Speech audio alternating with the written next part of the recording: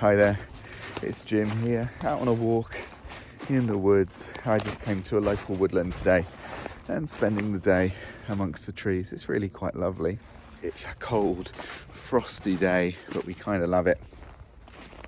What I'm going to share with you in this video is essentially a summary of some of the research that I've been doing, and I thought like an interesting way for me to see if I can really come to understand what I've been reading about would be, can I summarize it? So that's what you are about to watch. It's me talking about the health benefits of being in nature from a neuroscience perspective. So there's some big words that I can barely pronounce, but hopefully you'll enjoy it. Did you know that your central nervous system prefers a spruce to a scaffold? It's true.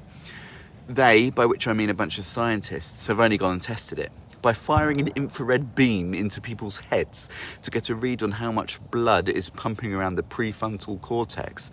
A study found that walking in the woods reduced the total amount of hemoglobin when compared to walking in a city.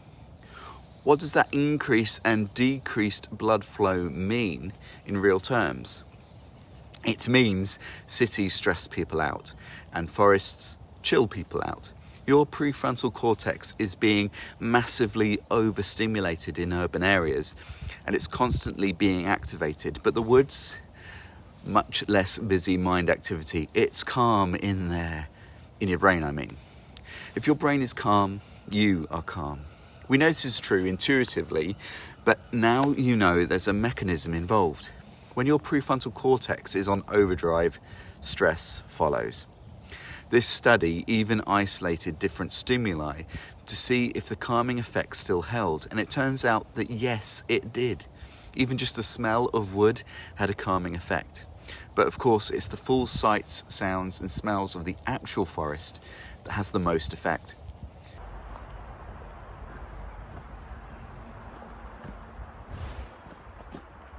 I mentioned that the blood flow to the prefrontal cortex can be measured with near infrared. It's pretty smart, but can only tell us what's going on close to the surface of the brain.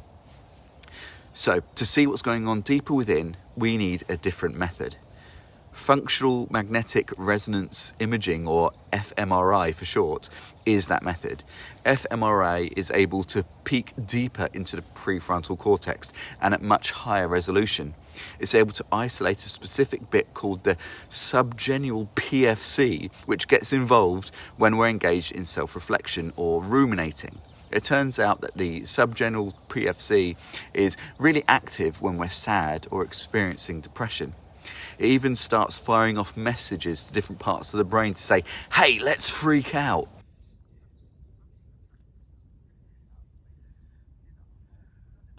The subgenual PFC is capable of influencing how we feel, not just in the moment, but long term too, because it's connected into the brain's default mode network. Basically, it can send notifications to your brain's lock screen and change your general being. So, how is this subgenual PFC affected by being in nature? Testing found that a 90-minute walk in nature reduced activity in this region of the brain significantly. This suggests less sadness, less negative self-reflection, a state that was confirmed by test subjects. Another bit of the brain, called the perigenual anterior cingulate cortex, is involved in regulating the amygdala. Fear, rage, anxiety, all those emotions are handled by the amygdala. Basically, it's the emergency protocol system of your head. When you're in danger, the amygdala is your friend. So why then does it sometimes serve me up a fresh dose of anxiety when I'm trying to go to sleep? Isn't the platypus antelope neocortex supposed to regulate it? If only there was some way to help it out. Well, fMRI testing showed that walking in natural spaces does help it out and leads to measurably higher resiliency in people.